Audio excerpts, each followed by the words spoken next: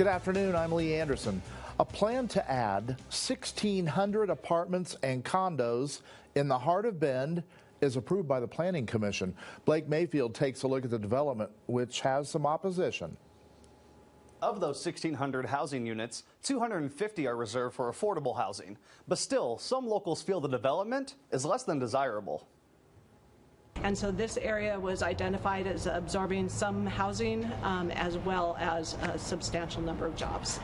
The Timber Yards master plan is set to be developed next to Hooker Creek and the Crux Fermentation Project in Bend. Timber Yards would feature 1,600 new housing units for people to buy or rent, as well as retail and office spaces.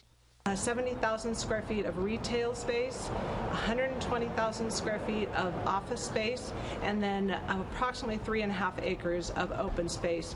No single family or townhomes will be constructed in the project. City of Bend senior planner Karen Swenson says that housing units will be built vertically, reaching as high as 75 feet.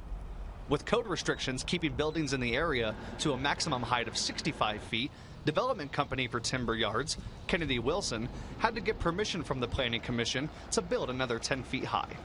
And the Planning Commission recommended approval of that code deviation, which is allowed in a master plan. But not everybody is happy about new neighbors moving in. We also need to have things for people to do that are in those houses. Jason Dimitrovic is a Bend resident who is passionate about hockey. He says the project barely addresses the housing shortage and would like it to include a sports complex.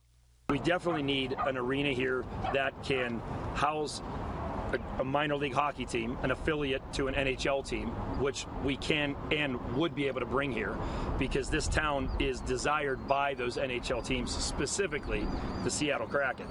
Jason feels an indoor venue would allow for wintertime concerts, giving people occupying the new housing a place to go. To hold concert venues that typically won't come here because we have just now an outdoor facility. The city's senior planner says a separate development, called Stevens Ranch, may include a multi-use indoor complex. They specifically wrote into that master plan code to absorb some type of that use. This needs to be where we come together as a community. If Bend City Council approves the master plan, the developers can submit a subdivision to create buildable lots and streets by this July. City Council holds its first reading on the development on June 7th. Blake Mayfield, News Channel 21.